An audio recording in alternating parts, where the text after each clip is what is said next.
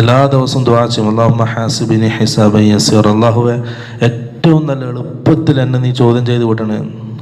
അപ്പം ഈ ദുആ എല്ലാ ദിവസവും കേട്ട സമയത്ത് ആയിഷ റളിയല്ലാഹു അൻഹ ചോദിച്ചു, യാ റസൂലല്ലാഹ്, ഈ ഹിസാബൻ യസീറ എന്നുള്ള ഉദ്ദേശം എന്താണ്? അപ്പോൾ റസൂൽ സല്ലല്ലാഹു അലൈഹി വസല്ലം പറഞ്ഞു, അള്ളാഹു അടിമയുടെ ഈ നന്മതിന്മകൾ എഴുതിയ കിതാബ് നോക്കും, ഫയതജാവസു അൻഹു, എന്നിട്ട് അവനക്ക് വിട്ടുകൊടുക്കും. കൃത്യമായിട്ട് നോക്കൂല, ജസ്റ്റ് നോക്കിയിട്ട് വിട്ടുകൊടുക്കലാണ്. അതാണ് ഹിസാബൻ യസീറ. അന്ന് ആ ഹിസാബിൻ്റെ സമയത്ത് ആരോടെങ്കിലും കർക്കശ രീതിയിൽ അള്ളാഹു ചോദ്യം ചെയ്യുകയാണെങ്കിൽ യൗമ ഇദിൻ യാ ആയിഷത്തു ഹലക, ഓൻ എന്തായാലും നശിക്കും, ഓൻ രക്ഷപ്പെടാൻ കഴിയില്ല.